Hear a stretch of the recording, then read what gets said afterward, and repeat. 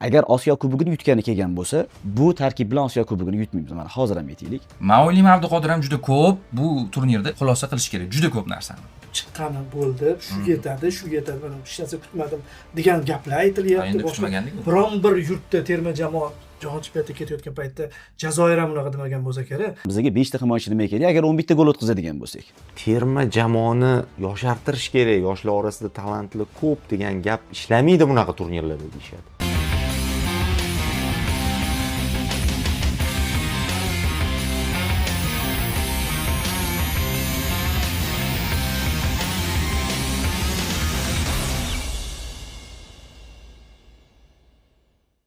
Assalomu alaykum do'stlar. Markaziy sektorda siz bilan birga Jahon chempionati guruh bosqichi nihoyasiga yetgandan keyin ko'rishib turibmiz. O'zbekiston milliy terma jamoasi Jahon chempionati 3 ta o'yin o'tkazdi, 3 mag'lubiyat va 11 ta gol o'tkazib, 2 ta gol bilan turnirni yakunlayapmiz. 3-turda biz Kongoga qarshi o'ynadik, yaxshi boshladik, ammo oxiri unchalik yaxshi bo'lmadi. Shu haqida gaplashamiz, umuman turnir va alohida o'yin haqida. Tarkib quyidagicha, demak, biz bilan birga Diyor Imomxo'jayev, Xayrulla Hamidov, Davron Fayziyev. Xush kelibsizlar. Demak, shu masalalarni muhokama qilishni tez boshlasak, ya'ni qisqa kirish qildim va Xayrulla aka Davron aka o'yinni sharhladingiz. Endi shu o'yin orqali boshlaymiz, keyin esa xulosalarga o'tsak ham bo'lar nazarimda. Kongoga qarshi bizda qanaqadir fantastik kutilma bor edi, ya'ni amalga oshishi qiyin, 7 ta gol urishimiz kerak edi. Buni o'ylab sharhladingizmi? Ya'ni shu narsani kutib yoki endi futbolchilar ham xuddi shunaqa bo'ladi endi. Yoki minimal g'alaba, chiroyli ishtirok yakunini kutganmidingiz? Endi vaziyat shu holatgacha kelgandan keyin yo'qotadigan narsasi yo'q edi terma jamoamizda. Albatta kutilmalar bor edi. Deylik, birinchi turda o'ynaganda Kongo bilan qanaqa o'ynaymiz? Bu haqda boshqacha o'ylardik-da, lekin ish shungacha deyarli bitib bo'lganda boshqa guruhlar ham maksimal biz zararimizga o'ynab berdi. Va Kongoga ham g'alaba kerakligi bugungi uchrashuvda bizga dastlabki daqiqalarda foyda keltirdi. Chunki ikkita uchrashuvda Kongo 5 ta himoyachi bilan o'ynagan. Ikkita o'yinda Jahon chempionatida bir xil taktikada o'ynagan terma jamoa bir xil uslubga moslashib qoladi. Qarshi hujumda o'ynadi. Kongo Kolumbiya bilan ham, Portugaliya bilan ham. Lekin bizda u gol urish majburiyati bor edi. Oldinga chiqish kerak edi. 4 ta himoyachi bilan boshladi, 4-4-2 bilan. Va bundan bizning futbolchilarimiz boshida zo'r foydalanishdi. Endi bildim, misol uchun ikkinchi bo'limga ikkinchi qismiga kuchimiz yetmasligi deyarli ma'lum edi. Umid nimadan edi? Umid ko'proq o'sha hali ko'chada urushganda ham odam kuchliroq odamlar, o'zidan kuchliroq odamlar urushayotganda sal dovdiragan payt ko'proq urib olish kerak edi. Agar u yana o'ziga kelib oladigan bo'lsa, o'rnidan turib oladigan bo'lsa, albatta zarbalar beradi. Kuchlar o'rtasida ozgina farq bor edi. To'g'ri, Kolumbiyachalik emas, Portugaliyachalik emas, lekin Kongo ham bizni terma jamoamiz bilan nomma-nom oladigan bo'lsak, ligalarni oladigan bo'lsak, farq bor edi. Va o'sha farq menimcha ikkinchi bo'limda o'sha jismoniy tomonlama, taktik tomonlama o'zini yaxshi ko'rsatdi. Bu haqli g'alabani qo'lga kiritdi. Ya'ni kutilma dastlabki daqiqalarda o'sha ikkinchi golni urishimiz uchun rosa bir muxlislar bo'ldi. O'sha gol bo'lganda ko'p ehtimol o'zgarib ketdi. Chunki Kongo Afrikan jamoasi o'zgarib ham qolishi mumkin edi. Hali Amerikada yetish qiyin. Bo'lsa bir paytlar aytgan-u, bular bir oyning ichida qabilaga aylanib qolishadi. Bor bularda. Shunaqa 2-0dan keyin sarosimaga tushib, parokanda bo'lishi ham mumkin edi, lekin o'sha 2-0 gacha bormadi. Zarbalarimiz yetib bormadi.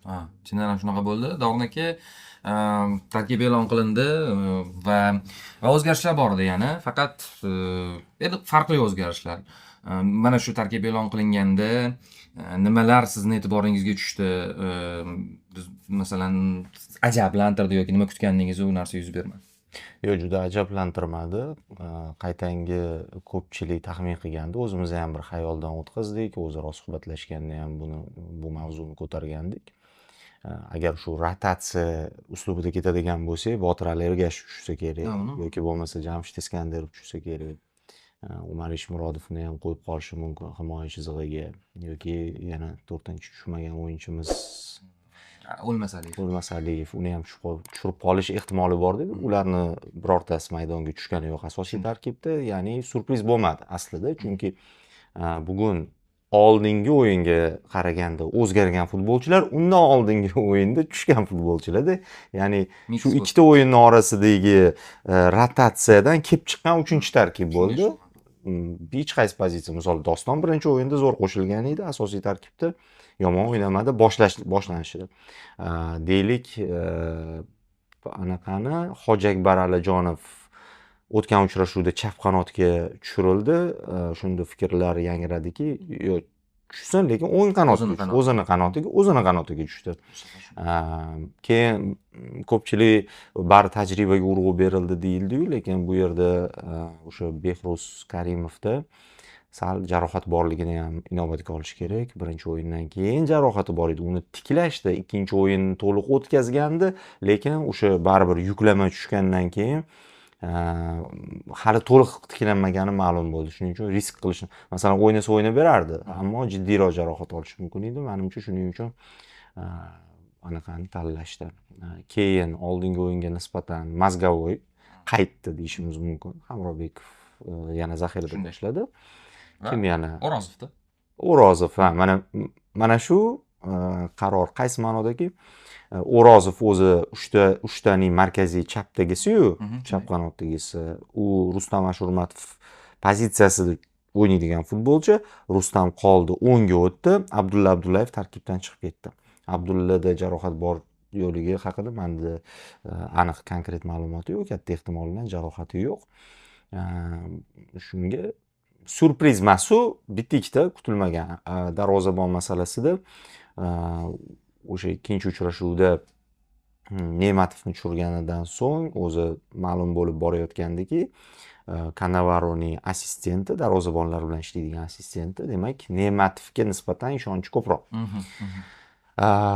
Endi bevosita ozgina o'yinga ham to'xtalib o'tadigan bo'lsam, menga birinchi taym yoqdi.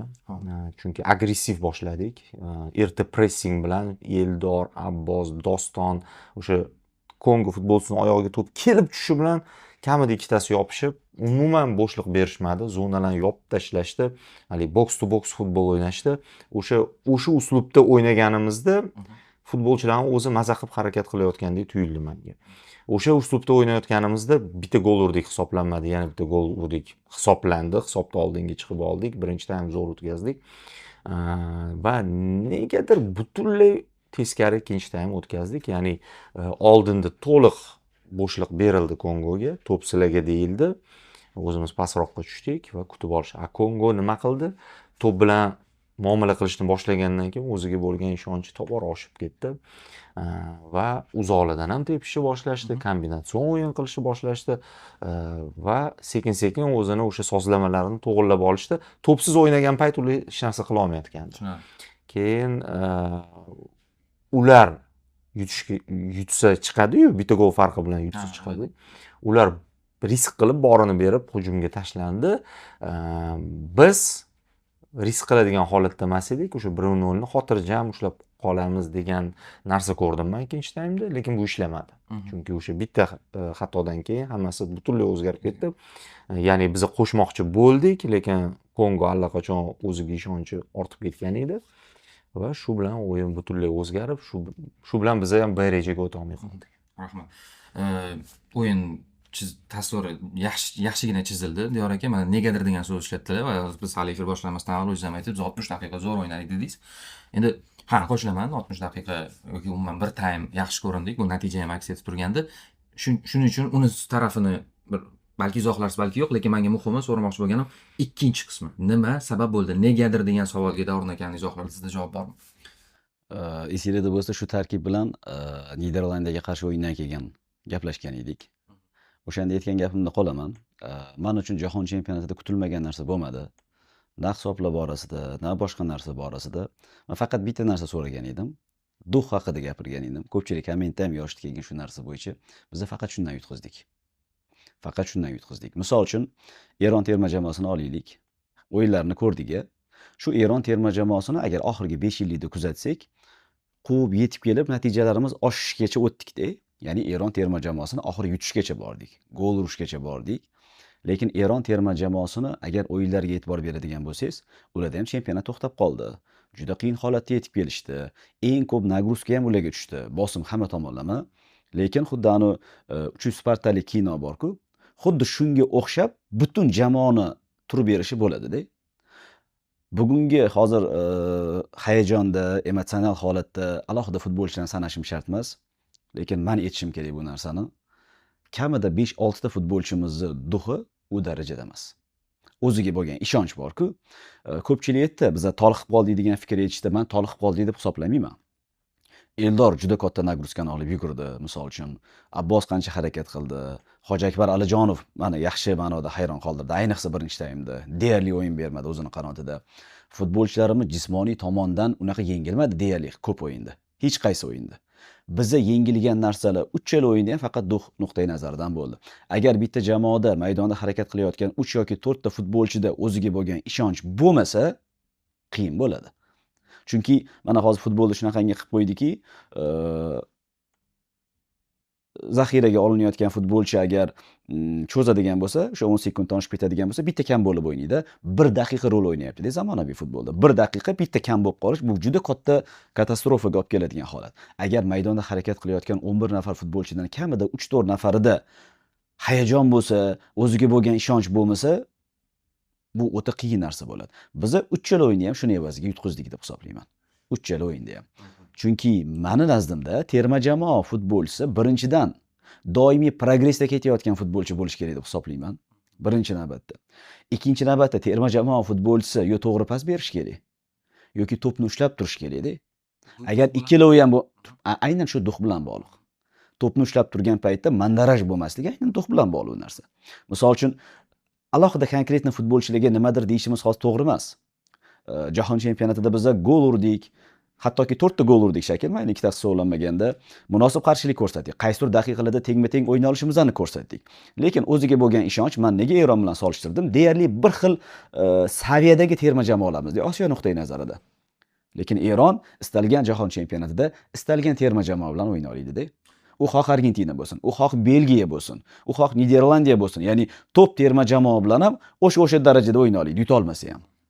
Endi shuni o'rganishimiz kerak deb hisoblayman. O'zi Xayrli aka bilan sizni gapingiz bitta nuqtaga ikkita eshikdan kirishga o'xshadi. Chunki Xayrli aka tajriba deganda men tushundimda, endi eshitib turib Xayrli aka tajriba. Bu ham menimcha ko'proq tajriba. Masalan, ikkinchi jahon chempionati bo'lsa qaysidir futbolchilarimizda, o'sha siz aytgan narsani balki ishlab topishi mumkindir balki. Keling shunaqa deb o'zimizni aldamaylik. Yo'q, men o'zimdan aytmoqchi emasman. Men aytmoqchi bo'lgan narsam, misol uchun Capo Verde terma jamoasi birinchi marta o'ynadim jahon chempionatida. Tajriba degani, agar behuzda tajriba yetishmasa men qo'shilaman. 18 yoshli futbolchi, 19 yoshli, 21 yoshli futbolchi tajriba yetishmasa qo'shilaman. Tajriba degani futbolda 10 yillab, 15 yillab o'ynab kelayotgan futbolchilarda ham tajriba bo'lmasligi bu jahon chempionati bilan o'lchanmaydi-da. Yo'q, mana duh deyapmiz, bo'ptimi? Masalan, ichiga kiramiz. Men ichiga kirmoqchi emas, so'rayman. Duh nimani nazarda tutasiz? Masalan, o'ziga bo'lgan ishonch. O'ziga bo'lgan ishonch, birinchi sovuqqonlik. Masalan, bitta narsani ochib berishim kerak bo'lsa, qaysi epizodda ko'rdingiz? Ketma-ket Chempionlar Ligasida 3 marta Real g'alaba qozonganligi bilan solishtirishga harakat qilaman. Endi Real Barselona muxlislari ko'p, muxlislarimiz orasida. Asosan Modric va Toni Kroosning sovuqqonligi evaziga qo'lga kiritilgan g'alabalar-da. Ya'ni u pozitsiyada o'ynaydigan futbolchilar sovuqqon killer bo'lish kerak. Agar u pozitsiyada bizani 5-2-3 sxemamizda eng asosiy yuk tushadigan pozitsiya o'sha. Shuning uchun men hozir aytishim kerakki, bu pozitsiyani isloh qilishimiz kerak birinchi navbatda. Men misol uchun O'rozovda ham xato bo'lyapti, Ashurmatovda ham xato bo'lyapti, Abduqodir Husanovda ham xato bo'lyapti. E'tiroz yo'q misol uchun. Abduqodir Husanov yoshroq, ertaga qo'shishi mumkin. O'rozov yoshroq, ertaga o'sishi mumkin. Lekin eng tajribali futbolchilarimiz biza kutgan narsani berganida misol uchun o'sha narsa yopilishi mumkin edi. Endi o'yinni tahlilchilarga qoldiramiz, bitta ko'rsin misol uchun. Men chunki o'tgan o'yinlarni ham keyin o'zimni bosib olganda alohida ko'rib chiqdim, boshqa qildim. Sovuqqonlik kerak. O'sha Eronning futbolchilarida sovuqqonlik bor, bizda nega sovuqqonlik bo'lmasligi kerak? Lekin misol uchun Yevropada o'ynayotgan futbolchilarimizda nisbatan sovuqqonlik bor. Men Abduqodir Husanovni yoshlik bilan o'lchayman baribir. Ming Manchester Cityda o'ynagan taqdirida ham. Lekin 30 ga yaqinlashib qolgan futbolchilar jahon chempionatida tajribasiz degan narsa bo'lish kerak emas. U o'zi umuman 30 yoshga yaqinlashgan futbolchi, u tajribali futbolchi bo'lish kerak. O'zi g'alabani ham, mag'lubiyatni ham, istalgan natijani futbolda ham, istalgan sohada ham bitta sababi bo'lmaydi, to'g'rimi? Ya'ni masalan duh Bu kompleks sabablarni eng kattasi yoki sabablardan bittasi bo'lishi mumkin. Men doim jahon chempionati mana shunaqa natijalarimizdan keyin avvalo men qo'shilaman. Kutilmalarimiz tushunarli edi jahon guruhdan chiqish qilmaslik. Endi men o'zim fikrimni aytaman-da. Mana terma jamoalar markazi yoki terma jamoa mana O'zbekiston futbol assotsiatsiyasi tashkiloti bor, futbolga javobgar bo'lgan. O'rganadi shu narsani. Shu narsani ya'ni keng ko'lamli o'rganishni xohlardim-da, sabablar, kompleks sabablar. Duh yetishmadi. Mana biz o'zimiz tashqaridan qarab aytyapmiz. Ichkarida futbolchilar biladi, rostdan ichkarida qanaqa vaziyat bo'ldi. Balki biz umuman bilmagan narsa chiqib keladi. Oxirgi daqiqalardagi charchoq bu baribir bilmayman, u sezildi. Masalan, oxirgi daqiqalarda o'tkazib yuborgan gol, oxirgi degani oxirgi 30 daqiqada o'tkazib yuborgan gollar juda ko'p. Endi bu dusay boshda ham o'tkazib yubordik, boshqa anaqasi yo'q. Lekin baribir ayniqsa Kolumbiyaga qarshi uchrashuvda biz mana Xayrli aka hali aytdilar-ku, birinchi goldan keyin ikkinchi golni urganimizda o'yin boshqacha bo'lishi mumkin. Men ham bitta shunaqa nuqtani eslayman. Agar biz Kolumbiya bilan hisobni tenglashtirganimizda 5 daqiqa emas, bir 10 daqiqacha o'shab turganimizda hisob hech bo'lmasa, balki shu 1-1 yakunlash imkoniyatimiz bo'lardi. Orif, shuning uchun ham hamma narsa sovuqqonlikka bog'liq deyotganligimiz sabab shu-da. Ming bor uzr, men gapingizni bo'ldim. Agar men ikkita gap gapirdim-da, boy. Birinchidan duh haqida, ikkinchidan progress haqida gapirdim. Nega terma jamoaga kelayotgan futbolchi doimiy progressda bo'lishi kerak deb hisoblayman? U komandaning o'yiniga juda katta ta'sir ko'rsatadigan narsa. Agar biz jahon chempionatiga tajribali futbolchini olib ketayotgan bo'lsak va uni hayajonlanishiga guvoh bo'ladigan bo'lsak, demak tajribali futbolchini olib ketish shart emas edi. Agar murabbiyni nomidan gapiradigan bo'lsak, maza qilgani keldik-ku, to'g'rimi? Agar maza qilgani kelgan bo'lsak va asosiy maqsadimiz Osiyo Kubogida g'alaba qozonish bo'lsa, progressda davom etayotgan yoshlarni olib kelib ham maza qilish mumkin edi deb hisoblayman. Tajribali futbolchi keldimi? Biz uni tajribasiga suyanmoqchimizmi yo uni hayajonini kuzatmoqchimizmi degan savolni qo'ysak, menimcha to'g'riroq yechim bo'ladi. To'g'ri. Endi keyingi savolga o'tmoqchiman. Cannavaro shaxs ismlarga o'tmaymiz dedi, lekin bu ism maylan o'tib ketib bo'lmaydi. Shu o'yin rasmiy o'yinlar, avvalgi uchrashuvlarda, endi u norasmiy uchrashuvlar edi. Portretini chiza oldingizmi o'zingiz uchun? O'yin shaklini, bu murabbiy shaxsini qanaqa masalan, menda juda mavhumlik ko'p. Uni qilgan yurishlari, mana darvozabonni, tarkibni u mana kecha Abduvosit savol beribdi. Men kecha ham eslagandim. Sen o'ylaysanki men tarkibni bilmaymanmi deb javob bergandim. Ya'ni bilaman demoqchi. Bilaman, lekin men shunaqa sinab ko'rdim, hammaga vaqt bermoqchiman dedi. Hammaga vaqt bermoqchi bo'lsa, bugun baribir 4 ta futbolchiga vaqt berilmadi. Shuning uchun menda mavhum, sizda tasvir bormi? Murabbiylik, haligi prototip nima deydi, shakli deymizmi, portreti. Hozir Diyor ruhiy holat haqida gapirdi.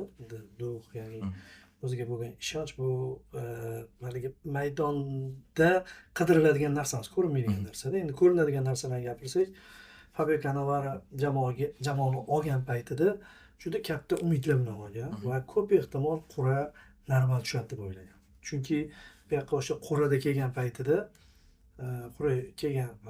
o'sha bolalar aytib berishdida. Mana chiqqan, keyin Atlantada 3-tur o'ynashimiz ma'lum bo'lgan. Shunda ma'lum bo'lgandan keyin bir kun kutamiz, 3-turni qayerda o'tkazsak shu yerga qo'nim topamiz shu yerda degan. Nimaga desa, ikkita o'yinda umuman imkoniyat yo'q. Boshda kelganda quradan mana shunaqa umidi uzilgan va oxiriga shuning uchun ham boya chiqqan paytimiz hamma narsani shunga tiktiyordim. Ya'ni odamni jahlini chiqarayotgan narsa asosan men Kolumbiya bilan o'ynayapmiz, Portugaliya bilan ham o'ynayapmiz. Chunki Kolumbiya bilan biz Meksikada o'ynadik. Uni bemalol oqlab beradigan jihatlar ko'proq. Qoralashdan ko'ra oqlaydigan jihatlari ko'proq. U har qanaqa, misol uchun ligada o'ynagan bo'lsa, jahon chempionatini aurasida, mana Yaponiya ham birinchi musobaqasi 3 marta o'tkazgan ekan. 98-yil. Va faqat keyin to'g'ri ishlashni boshlashgan va bu yo'lga mana hozir Yaponiya bilan tushishga qo'rqishadi-da. Endi Yaponiya boshqaroq munosabatda bo'lishadi. Deyarli hamma shunaqa bo'lgan. Hali bo'lingan davlatlar bo'lmasa, o'zi yillar davomida Xorvatiyani qo'sha olmayman. Men Xorvatiya futbol mamlakati bo'lgan, bu mamlakat bo'linib ketgandan keyin futbol qismi o'ynagan 98-yil. Lekin juda ko'plar endi qatnashgan paytida baribir shokka tushar ekan. Masalan uchun Eldor Shomurodov lider futbolchi. Eldor xato qildi o'rtada. Shu joyda xato qildi baribir. Bo'lmasa qanaqa o'ynadi? Eng ko'p mehnat. Birinchi o'yindami? Eng muhim pallada 1-1 edi o'sha 10 daqiqa ushlashimiz kerak bo'lgan paytda Abduqodir Husanov endi o'sha yerda bo'ldi. Deyarli hamma golda Abduqodir Husanovni ko'rsak bo'ladi.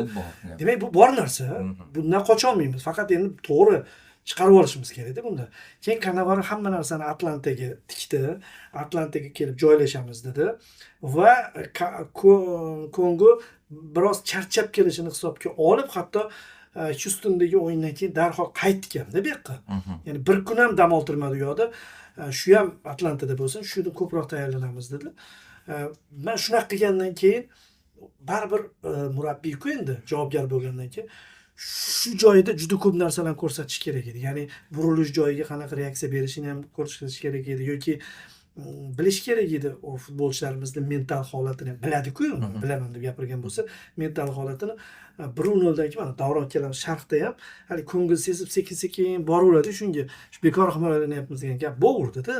Bekor. Bu juda qamalib oldik degan narsa sekin sharhloj birga ketadi-yu. Shu narsa bo'g'irdi. Men eng katta aybi, misol uchun bo'yniga qo'ysa bo'ladigan aybi, men o'ylaymanki, shu Atlantaga tanlagan shu joyda 3-o'yinimiz bo'ladigan, raqibni hisob-kitobini qilgan, Kongo bizdan oldin kelib turib, bular qanaqa kirdi, koronavirus tushib qoldi ularga, karantinga kirishdi. Shuncha narsalar bo'ldi-da, bir jismoniy tomondan qilsa. Lekin shu o'yinga mental tayyorlab olib kelish kerak edi. Mentaliga ham murabbiy javob berdi. O'sha tomonini, boshqasini. Bari qo'rqmasdan o'ynashdi. Misol ikkita o'yindan farqli bo'ldi dastlab. Chunki mana aytdik qancha futbolchilarni o'zi ham aytyapti. Portugaliya bilan o'yinda nima desa ham Ronaldo yugurib yurganligi ta'sir qildi ularga. Bu ta'sir qilar ekan. Lekin naryoqda Saudiya bilan Ispaniya o'ynayapti. Saudiyani Ispaniya haqiqatan yutdi o'yin tomonini. Chunki Saudiya Ispaniyani yulduzlaridan hayiqmaydi. Ularga Saudlarga Ronaldo boshqalar borgan. Ular buni bahona qilib ko'rsatmaydi. Biz hozircha buni futbolchilar ham boshqalar ham bahona qilib ko'rsatishi mumkin. Qura qiyinligidan taktik tomonlama chiqib ketish kerak edi. Chiqib keta olmadi, endi aybdor bo'ladi. Endi o'zi ham men buni so'raganim, bu ko'chaga kirganimni sababi biz o'rganishimiz kerak-da. Har qanaqa tayinlovda ham u Cannavaro bo'ladimi, familiyasi Kapadze bo'ladimi, kimni tayinlagan taqdirimizda ham o'sha mana bitta yirik musobaqa o'tgandan keyin, qanaqadir davr tugagandan keyin uni ishi o'rganilishi kerak. Yaxshimi, yomonmi? Ya'ni biz-ku tahlil qilamiz, boshqa qilamiz, o'tib ketamiz, gapiramiz, qaysidir gapi to'g'ri gapiramiz, ko'p gapimiz noto'g'ri bo'lishi mumkin. Lekin shu tayinlash atrofidagi demak mas'ullar bu narsani o'zi qayerda nima bo'ldi yoki o'zi Cannavaroni o'zi bir qanaqadir xulosalarni ko'rish kerak-da. Men uni 3 ta matbuot anjumanida shunaqa kuzatdimki, u oldindan bu 3 ta o'yinni hali tayyor edi shunaqa ssenariy ostida o'tishiga va u o'ziga Osiyo Kubogini maqsad qilib olgan va Osiyo Kubogi uchun qanaqadir tajribalar yasashga urindi. Davron aka, endi guruh bosqichidan chiqmadik, ochko to'plamadik, lekin sizda minimum nimadirni uddaladik degan nima bormi? Ya'ni kutilma. Nimani uddaladik masalan? Men masalan o'ylagandim, qaysi futbolchilarimiz o'zini ko'rsatadi, top 5 darajasida, bir mayli Yevropa darajasida o'yin ko'rsatar degan umidim bor edi. Bu bo'ldimi yoki Cannavaroni o'yin shakli bo'ldimi? Umid bormi demoqchiman kelajagimizga, ya'ni keyingi Osiyo Kubogimizga deylik masalan. Mani ranjitgan jihatlar bor. Masalan, komandamiz bir necha yil davomida qanaqadir bir xarakterli jamoadek shakllangan edi. Shu narsani negadir ko'rsata olmadik bu turnirda. To'g'ri, tan olish kerak, Kolumbiya, Portugaliya darajasida emasmiz, lekin yo'qotadigan narsa yo'q payt jang qiladi-yu jamoa. Deyarli hamma o'yinda oxirgi daqiqalarda gol o'tkazyapmiz-da. Ya'ni bizda oxirgi daqiqalarda o'yinni kuchaytirib turib, yulib olib ketishga emasdi, qaytangi o'sha natijani boy berishga bo'lgan 3 ta o'yinda ham tendensiya kuzatildi. Mana shu narsa meni ko'proq ranjitdi.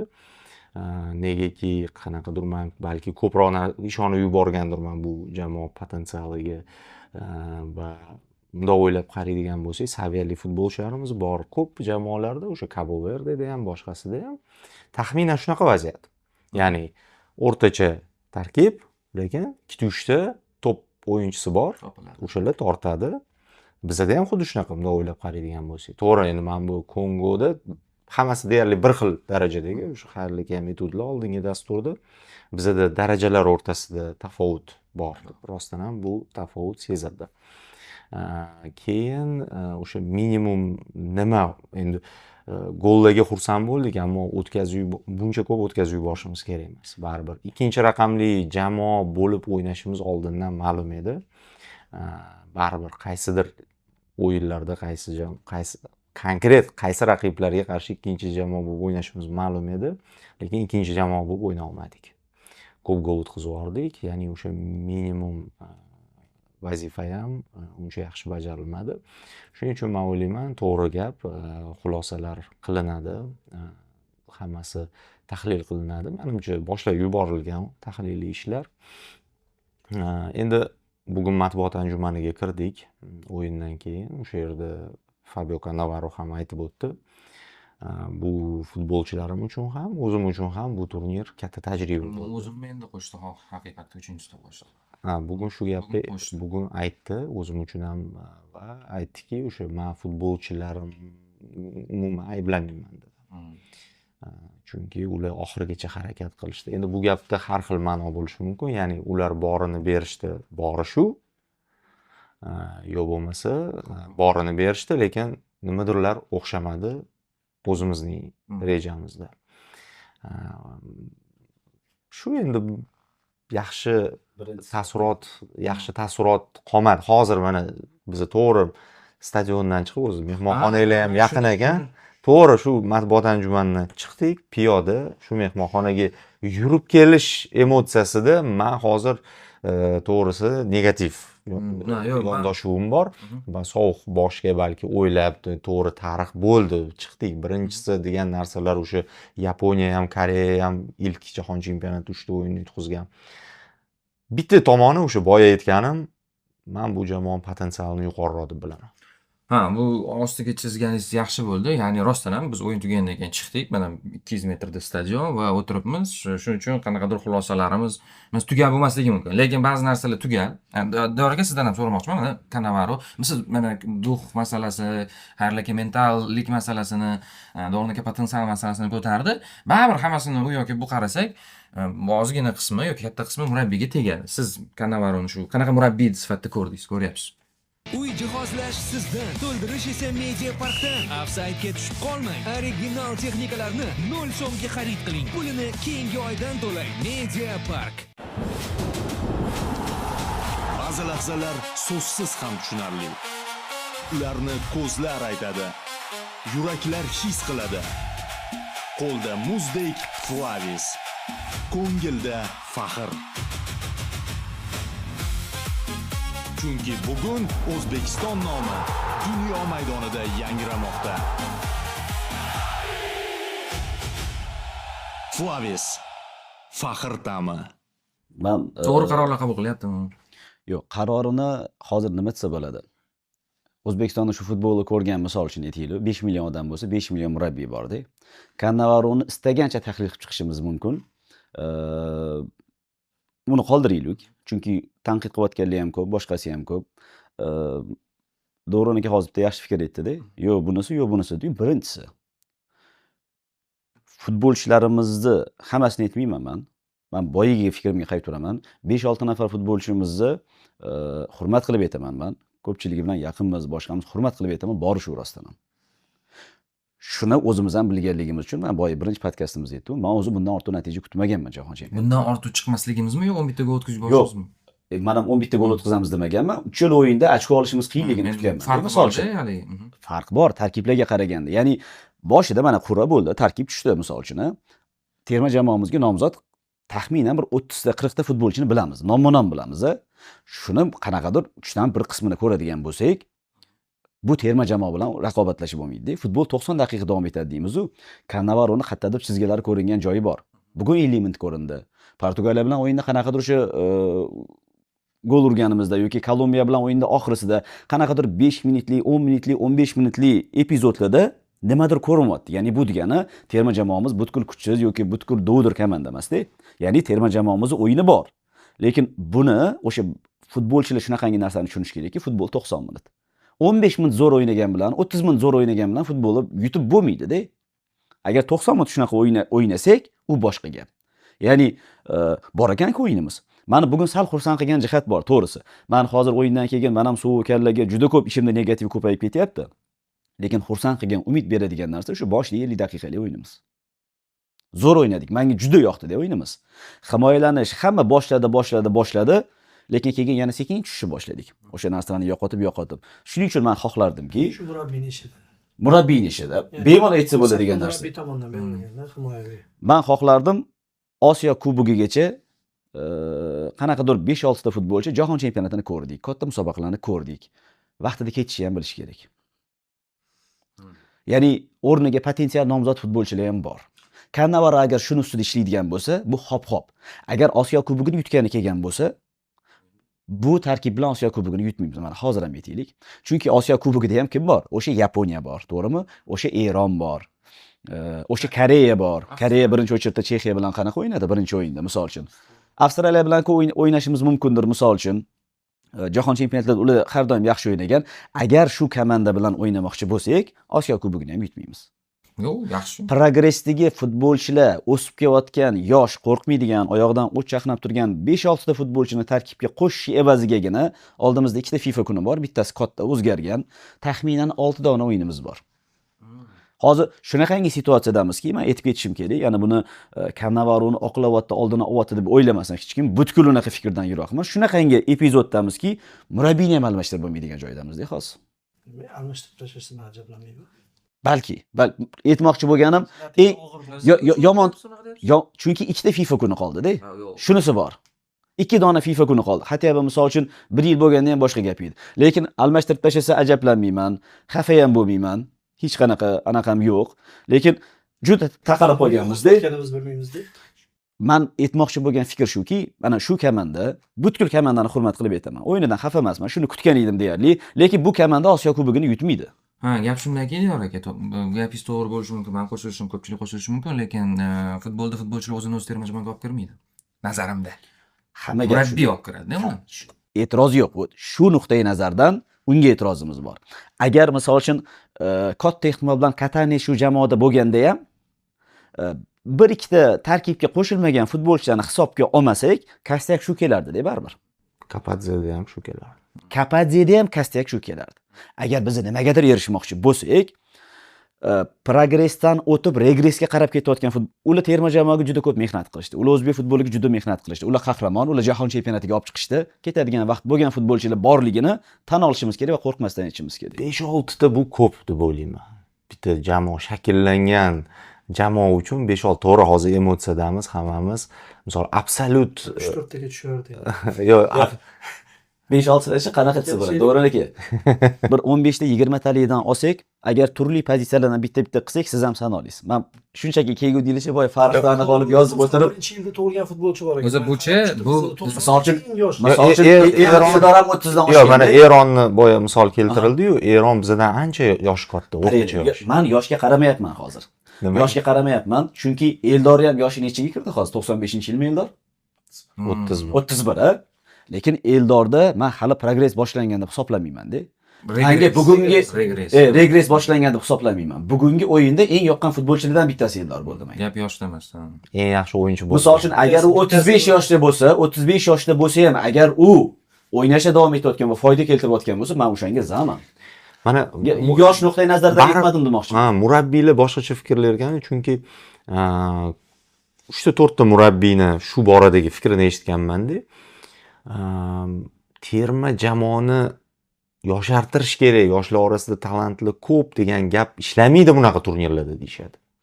Cannavaro'ni o'zi ishlatdi-ku. Mana Behruzni qo'rqmasdan qo'ydi. Bitta yaxshi tomonini pozitsiya. Bitta, ya'ni qo'ysa bo'lar ekan bu murabbiy. Bo'ladi.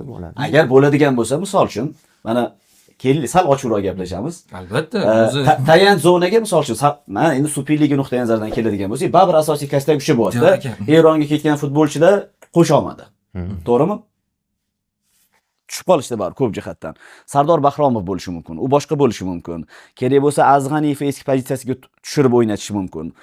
Bu jahon chempionatida men aniq bilaman, bizni ko'rib turganlar ham, sizlar ham deyarli yaxshi o'ynagan, o'zini yo'qotib qo'ymagan va o'zini yo'qotib qo'ygan futbolchilarni aniq sanab bera olamiz-da. Ha, mana o'zicha biz duh haqida gaplashdik-a. Va biz ham jasoratliroq bo'lishimiz kerak-da.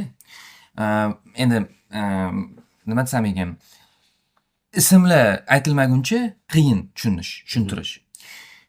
Va men juda ham xohlayman, eng tepasiga mana xulosalar yasalganda eng tepasiga bu bizning tarixiy jahon chempionati va buni samimiy biz shu vaqtgacha aytib keldik. Bu tarix, golimiz urdik. Bular qahramonlar. Bular qahramonligi tarixga yozib qo'yildi, hujjatlashtirildi, mukofotlar, boshqa hujjat. Uni hech kim olib qo'ya olmaydi. Uni eng ko'p e'tirof etganlardan bittasi, masalan, men bo'lsam kerak. Hammamiz ham shuni e'tirof, chunki butun mamlakat shu narsani yashadi. Tarixni yashadi. Endi 3 o'yinni tahlil qilishimiz kerak, to'g'rimi? Kannavaro ham tahlil qiladi-ku. Kim xato qildi, nima siz aytgandek, kim o'yna olyapti, kim o'yna olmayapti, kimni Osiyo kubogi olib endi qoladigan bo'lsa, Osiyo kubogi olib borishim kerak yoki kimni men qaysidir pozitsiyaga Bahromovni shartli topishim kerak degan narsalarni o'ylaydi-ku. Masalan, shunaqa xulosa yasalishi kerak bo'lgan har bitta pozitsiyamiz bor. Darvozabon kerak bizga. Yaxshi darvozabon. Bo'lsa agar shu uchalasi. Botir Alini men juda ko'rgim keldi. Men yaxshi yoki yomon demoqchi emasman. 3-turda men o'yladimki, uni mantig'i bo'yicha Botir Ali bugun tushishi kerak. Men Do'rnak ham shunaqa kutgan ekan-ku, kutdim. Bizni darvozabonlar qutqarmadi. Bizni darvozabonlar olib chiqdi, Yusupov olib chiqdi Jahon chempionatiga. Bu zo'r tarix. Lekin darvozabonlar bizni qutqarmadi bu chempionatda. To'g'rimi? Mayli-da endi. Kabo berdi darvozabon. Darvozabon olib chiqdi. O'sha olib chiqdi. Endi mana himoyachi pozitsiyasi. O'zi oxirigacha Aliqulov yo'qotilgani katta muammo edi, boshqa edi. Keyin O'roz bilan qilib Abduqodir Husanovni yana o'sha gap. Eng ko'p maqtagan, o'sha Cityda Sharqladonni himoya qilganlardan bittasi bittasi-miz, to'rttalar. Hammamiz shunaqa pozitsiya. Adekvat yondashgan. Uni ko'p shuning uchun bu chempionat 3 o'yinni o'zi uchun ham o'ziga xulosa qilish kerak. Juda ko'p narsani. Maulim Abduqodir ham juda ko'p bu turnirda o'zi sezdi-ku, yig'ladi, boshqa tushuntirib ko'rish kerak. Ya'ni u uchun bu 3 o'yin va mana shu nechidir kun juda ham katta tajriba anaqasi bo'lishi kerak. Xulosalar qilish kerak. Uni potensiali oltin to'p darajasida deyapmiz va u shuni anaqa qilish kerak. Yarim himoya, to'liq qo'shilaman, o'sha pozitsiyalar tayanch zonasida bizni futbol o'zi ertaroq qaraydigan pozitsiya. U hujumchi emas, 41 yoshgacha o'yin. Endi Modric istisno, lekin Kroosli 34 yoshda bo'ldi, men pasayaman. Pasayishga shuna qadam tashlaganda ketib-yordi-da. Bu pozitsiyada siz aytganingiz gapingizga qo'shilaman, ketmaydi. Hech kim ketmaydi. Terma jamoada o'ynash imkoniyati bo'lsa, men ham ketmayman. Men to'g'risida, agar men ketmayman, murabbiy topish kerak o'sha futbolchini. Ketmaydi. O'sha futbolchilar o'sha siz aytganingizdek Bahromovmi, boshqasimi, Mazgavoymi, kim bo'lsa o'shani olib chiqish kerak. Keyingi futbolchilar. Endi u pozitsiyada men oxirigacha aytaman, Hamrobekov hamda Otabek o'ynadi. Otabek o'ynadi endi, boshqa Hamrobekov u ham keyin birinchi uchrashuvda o'ynagani yo'q. Mana kecha bugun yana ko'rinish berdi, boshqa qildi, lekin tushuntirimiz unda u yoki bu sabab ko'ra yosh sababli o'ynamaligi yo'q sababli pasayish. Agar o'zi o'sa olsa, familiyada emas gap. Odil biz bilamiz. Agar u shu oxirida o'ynamaligi bo'lib Osiyo kubogiga optimal borsa, Hamrobekov borishiga hech kim qarshi emas. Lekin baribir nima qilish? Hujum pozitsiyasida Eldor terma jamoani haqiqiy yetakchisi men nazarimda. Ali goldan tashqari butun 3 o'yinda qilgan ishi men xato dediku, o'shani ham bir to'g'rilash tarafdormanda. Unda birinchi martada hattoki shuncha fidoyilik qilgan yigit ham xato qilishi mumkin. Mumkin. U to'pni oldirdi. Lekin outnichi u yoqqa emas, bu yoqqa tashlash kerak. Kannavaroning o'zi ham jahon chempionatida birinchi marta qatnashayotganini gapirganda, intervyu bergan. Men rosti to'g'diraganman 2002-yil. Lekin uni oldida Maldini bo'lganda, baribir birinchi ishtirok juda ham, mana hozir aytyapsizlar, mana Kannavaro uchun tajriba bo'ldi. Diyor bitta gap gapirdi boya, balki boshqa futbolchilarni olib ketish kerak. Olib ketish kerak. Mumkin. Men hozir o'ylab qoldim, suhbatingizda kelib chiqib, futbolchida unaqa narsa bo'ladi. Mana O'tkir tashavordi-ku, to'g'risi. Yusuf shu olib chiqqan boshlab turib, men bahordagi o'yinlarni ko'radigan bo'lsam, mana shu paytgacha va hattoki o'sha mashg'ulotlarda Abduvohid uni yengib oldi ham deyishyapti. Ko'proq mashg'ulotlarda ko'zga tashlangan, mashg'ulotda yaxshiroq turgan, shuni hisobiga turgan. Nimaga unaqa bo'ladi deyilsa, odam bitta narsani qo'lga kiritgandan keyin borku, undan qarzdor bo'lmay qoladi. O'z tabiatan shunaqa bo'ladi. Va bu futbolchilarimizda aksarida shu tuyg'u bor. Chunki o'zimiz necha marta aytdik, qur'a ham bunaqa tushib turibdi-yu. O'zimiz aytdik, chiqqani bo'ldi, shu yetadi, mana hech narsa kutmadim degan gaplar aytilyapti. Boshqa biron bir yurtda terma jamoa jahon chempionatiga ketayotgan paytda Jazoir ham bunaqa demagan bo'lsa kerak, Iordaniya ham bunaqa demagan bo'lsa kerak guruhida. Qaysi? Lekin biz juda ko'p shu narsani ishlatdik va aksari jahon chempionatiga chiqqan yigitlar, haqqi bor yigitlar deylik. Ular chiqishdi va shunaqa o'ynashi o'zi aslida tabiatan normal. Ana endi nimaga o'sha Yaponiya ham 98-yilgacha rosa harakat qilgan, boshqa qilgan chiqqan-a. Chiqqandan keyin menimcha o'sha avlodi Nakatada chiqqan, boshqa o'ynagan, 3ta Yamayka yutqizgan ekan. Bizda Yamayka yo'q edi har holda. Yamayka 5-0 mi? Ashula ham Argentina. Shunga guruhda yutqizgan oxirgi turda muhim pallada-da. Bu nima? Kerak emas bo'lgan o'shanda. 3-o'rin chiqadigan bo'lmagan. Lekin keyini bular o'sha xuddi hozir Diyor aytayotgandek bo'ldi, mana haqinglarni oldinglar, chiqdinglar, sizlar zo'r gap yo'q deb turib o'rniga olib tashlash emas. Endi bu yog'iga butunlay anaqa strategiyani o'zgartirish bor-ku, tizimni o'zgartirish mana shu bo'lish kerak. Zo'r misol bo'ldi-da hozir. Esingizda bo'lsa, 2000-yil Yaponiya Osiyo Kubogida bizani ham 8-1 urgan, Saudiyaniga 5 turib tashlagan, oxiri finalda yana Saudiyani yutib chempion bo'lgan. Filip Trusye degan trener bo'lgan. O'sha musobaqadan keyin Trusye deyarli 23-24 yoshli futbolchilar bilan boshqatdan jamoa qilgan. Mana agar men aytmoqchi bo'lgan narsam, yo'q, uzoq yillik reja tuzgan bilan demoqchi bo'lganim, xuddi hozir aytganingizdek, o'shani katta nakata boshqalar nima deydi? Da futbolchi ketmasligi mumkin. Biza ham butkul Yaponiyadagi qilishimiz ham shart emas. Chunki butkul yo'qolib qo'yamiz. Umuman chempion ham bo'la olmay qolamiz. Hech bo'lmaganda 5-6 ta shu paytgacha qo'rqib kelgan rotatsiyamizni o'sha qilish kerak. Faqatgina shu fikrdaman. Men nima kutgan edim terma jamoadan? Yoqimtoy jamoa bo'laydi deb ko'p gapirdim-ku. Turkiyani kutgan edim aslida olganda. Ikkita tur Turkiyani ustidan turk jurnalistlari nima qilib tashadi? Umuman buzib tashlashdi. Lekin men holat boshqa edi. Boshqa bo'lgan bilan Turkiya zaif jamoa o'zidan zaif jamoa. E'tiroz yo'q.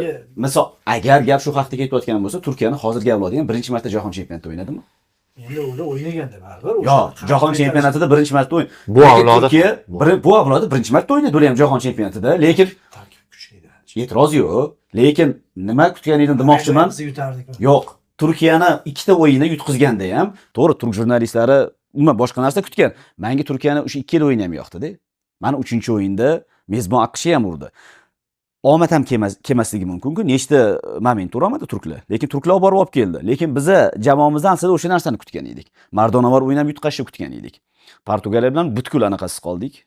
Ilojsiz qoldik. Kongo bilan shu bitta alam, Kolumbiya bilan ham o'yin ham yaxshi bo'ldi-da o'zi. Bitta 3-golni yetmasa juda zo'r o'yin bo'ldi. Bu o'yinda ham shu bitta 3-golni yetmasa-da, o'sha narsa. Bu o'yinda agar yaxshilab davom etganimizda, men to'g'risini aytaman, durang kutib keldim-da. 6-0, 7-0 unutish kerak. Men bemalol durang o'ynaylik shu jamoa bilan deb, hattoki o'yin davomida yutishimizga ham ishonib qoldim-da. Birinchi taymdan keyin boshqa o'sha tempi 90 daqiqa ushlaydigan jamoa yaratishga harakat qilishimiz kerak. Keyin men bu avlod masalasida murabbiylarni o'zini o'yinchisi ham bo'ladi-da. Qanaqadir uslubiga mos. Misol umuman aqlingizga sig'maydi, nima buni oldi deydi. Nima buni Oyarsabalni qo'yapti-yu ham telefon. Yoki darvozada Angliya chempioni bor, Raya dunyoning eng zo'r darvozaboni deyilyapti va Barselonaning darvozaboni Ispaniya chempioni. Lekin u kimga? Simonni qo'yapti. Eng yomon mavsumlardan birini o'tkazdi-da. O'zini o'yinchisi. Shunga ishonadi, shuni qo'yadi, shuni o'zini uslubiga moslagan. Ancha vaqt davomida. Shuning uchun aytmoqchimanki, bu avlodlar almashinuvi buning uchun Kannavaroga kamida 4 yil berish kerak. Mana senga 4 yil, 4 yilda shakllantir. Mayli bu jahon chempionati kerak emas.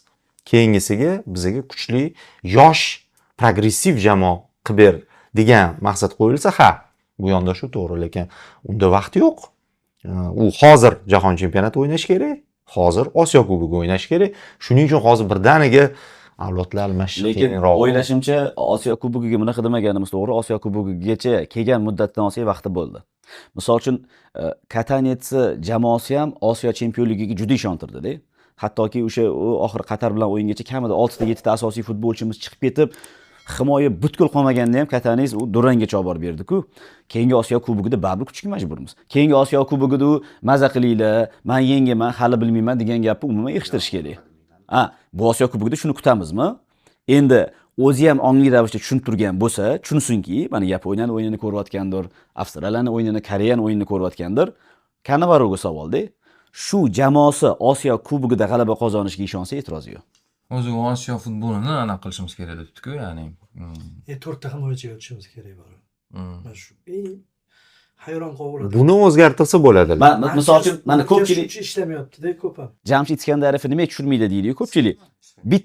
Ko'pchilik shuni tushunmayapti-da. 5 ta himoyachi o'ynaganda Jamshidga joyi yo'q. Agar 4 ta qiladigan bo'lsa, misol uchun Abror Ismoilov ertaga qo'shilishi mumkin, boshqa bo'lishi mumkin. Endi buni hammaga qanaqa tushuntirasiz misol uchun? Endi rostdan ham o'sha xulosalar deyapmiz-ku. O'zlari o'ylab ko'rsak, Kannavar o'ylab ko'rsa kerak o'tirib. 11 ta gol o'tkazib yubordik 5 ta himoyachi bilan. Balki o'ylab ko'rar to'rttaliga himoyachi bo'lib o'zi chiqadi. himoyachi. Yo'q, misol uchun Italiya nechta himoyachi bilan o'ynagan? To'rttalik bo'lgan u paytda hammasi. Agar Ikkita ham o'ynagan. 5 ta o'ynagan paytlari bo'lgan. Qaysi davr? Aytmoqchi bo'lganim, o'zi 5 ta himoya yomon emas edi, lekin Katanis qila oldi-da bu ishni. Agar bu qila olmagan bo'lsa, rostdan ham bizga 5 ta himoyachi nima kerak, agar 11 ta gol o'tkazadigan bo'lsak. Ko'pchilik kutayotgan narsa ham shu-da. U rang-baranglik sal oshishi mumkindir yoki boshqacha aytaylik, bizning talabimiz emas. Mavjud terma jamoaga nomzod qanaqadir 30 ta 35 ta futbolchimizdan kelib chiqadigan bo'lsak, o'z holatimiz ham shunaqa bo'lishi mumkin-da. Bugun Kongo 4 taga o'tdi. Keyin o'zi 4 ta 5 ta. Biz ham o'tdik oxirgi. Ha, chunki gol o'tkazib yuborgan. Mana Jamshidda tushirish uchun o'tdi-da. Lekin ya'ni o'zi bu sxemada qanotli bo'lishi kerak, o'zi. Maysalar ham qarab chiqilishi kerak-da, shunaqa. Jamshid shartli-ku. Hozir Jamshid. O'zi bu pozitsiyada mana yaxshi futbolchilarimiz bor-da, kreativ. Faqat biz sxemada majbur bo'lyapmiz. 2 ta, yo'q ba'zan 3 ta stopper bilan o'ynashga-da. O'zi 3 ta, ya'ni 5 ta himoyachi bu Interda, masalan, eng yorqinlardan. Bu minus emas, himoyaviy emas. Agar qanot zo'r bo'lsa, agar qanot 2 ta qanot. Bizda vроде yaxshi futbolchilar bor, mana Behruz chiqib kelyapti, lekin Nasrullayev ham bu turnirda Aslida bugun yaxshi o'ynadi. Ya bugun yaxshi o'ynadi. Masalan, almashtirib o'ynaganini hisobiga umuman turnir masalasi, turnir degan so'z. Shuning uchun aytmanki, qanotlarimiz balki shu kuchliroq bo'lganda, bunaqa bu sxema ham yaxshi bo'lardi. O'zi boshida adashmasam, adashayotgan bo'lishim mumkin. Misr bilan o'yindamida ham Shukurovni, ham Hamrobekovni, ham G'aniyevni bitta anaqaga sig'dirib bergan edi-ku. Shunaqa. Odamni qoyil qoldirganda shu narsa. Lekin jahon chempionatida qoyil qoldiradigan nimadir ko'rmadik. Lekin o'zi 1-2 kundan keyin yana bir ko'rishimiz kerak. Shunaqa. Qani ko'raylik, o'yinni yana bir marta ko'raylik. O'zimiz tahlil qilamiz. Tahlil qilaylik hozir emotsiyada. Yo'q.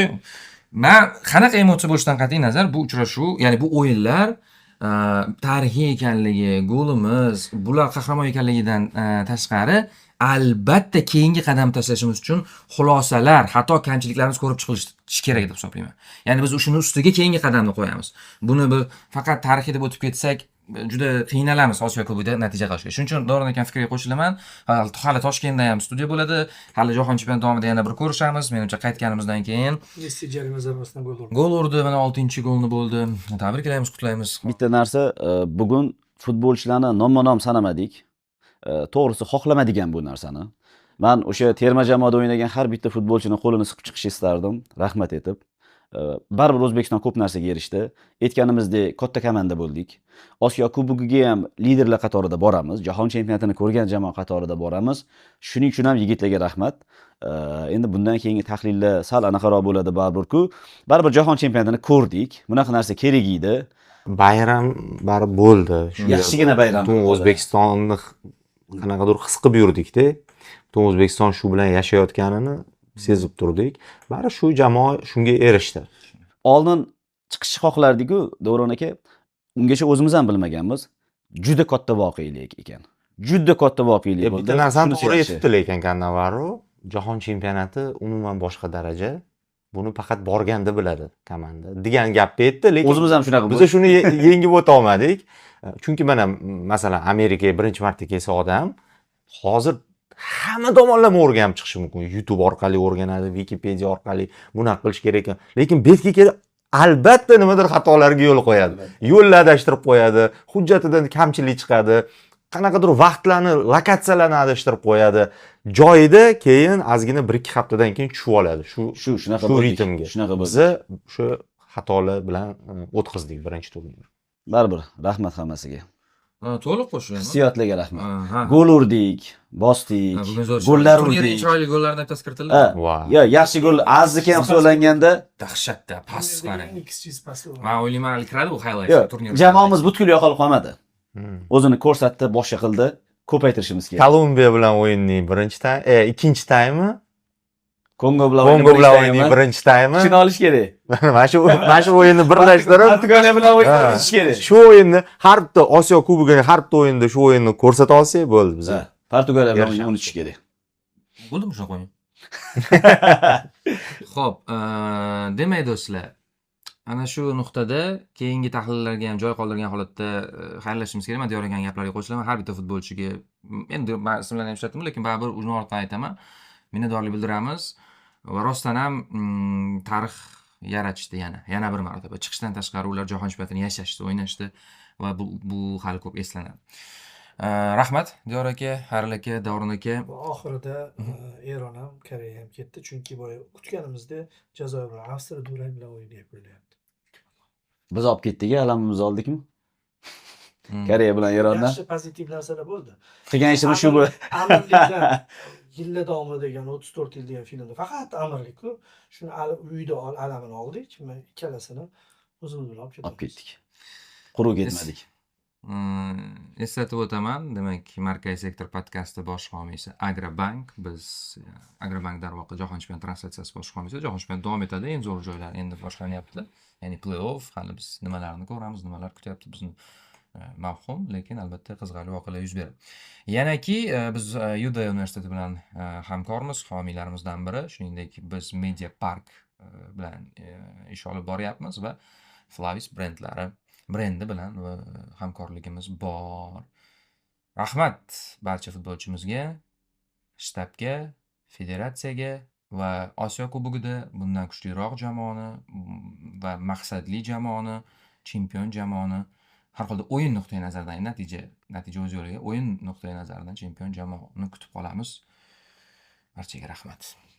Jazoir urib qo'ydi. Jazoir urib qo'ydi, degan joyda. Jazoir urib qo'ydi. Nima bo'ldi? Avstriya Eron chiqadi. Eron chiqmasa kerak, Eronda tengida.